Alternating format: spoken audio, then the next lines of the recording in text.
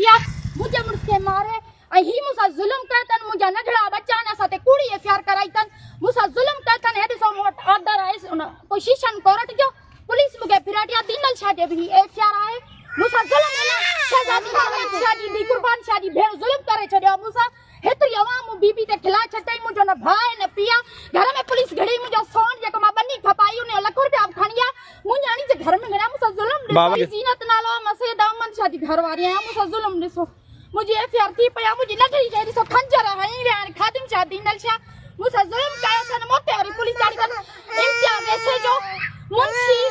इन्हन मुसा जुल्म कयो मुसा इंसाफ कयो मा न्याणी अकेली अठिया मुझो घर वारो भी कोने को घर में मुझी न्याणी मां मुझे घर में घड़ी मुसा जुल्म कयो थन मुझे लटा कपड़ा फाड़े वान मुसा इंसाफ कयो वने मा चवाती मथे शीशन कोर्ट एसपी साहब के मुझो इंसाफ कयो वने मुसा जुल्म कयो थो वने मुझो आई भाई कोना है ओड़ा पाड़ा भी कोना थो विच में अचे मुझो इंसाफ कयो ई मनशाद हलाइंदा ने सा सिर्फ मनशा जे नाले चजी मनशाद ना हलायो आई बनी सिर्फ बनी भी मुझे मुर्स जे नाले ते उने पैसा थिया सो उने ओ पैसा भी पुलिस खणी वई सोन भी चार तरफ जाके जर फेरे वेटियो मन्याणी है मुझी मदद कयो हुकूमत से मा चवांदी मुझी मदद कयो वने मुझे इंसाफ कयो वने इम्तियाज ऐसे जो मुंशी मुसा जुल्म तो करे एफआईआर भी मुझे मुर्ते पे गुनाह दी ते दी मुझी मारी तन मन्याणी किराए ते वेठे लाया म किरायो भी पूरो नथी दई सया बलिता मसवाण में पुछी था सगो मा बीबी साथ मुसा जुल्म कतन उम्मत जे या मुके बिहार चलियो तन या खादिम शादी जाल शहजादी मुझे इंसाफ कयो वने मा मंटू दी का मा साई दी जाऊं तो मुझे इंसाफ कयो वने इम्तियाज ऐसे जो मुसा जुल्म तो करे मुझे मेहरबानी या मुझे मुझसे मारे ही मुसा जुल्म करतन मुझे नजड़ा बच्चा साथे कुड़ी एफआईआर कराईतन मुसा जुल्म करतन है दिसो मोट ऑर्डर आए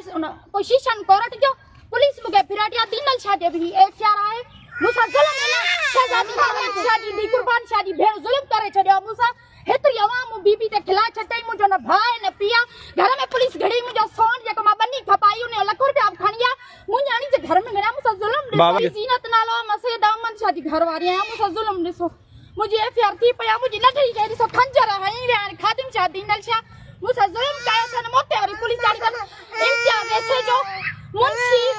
इन्हन मुसा जुल्म कयो मुसा इंसाफ कयो मा न्याणी अकेली अठिया मुझो घर वारो भी कोने को घर में मुझी न्याणी मां मुझे घर में घड़ी मुसा जुल्म कयो थन मुझे लटा कपड़ा फाड़े वान मुसा इंसाफ कयो वने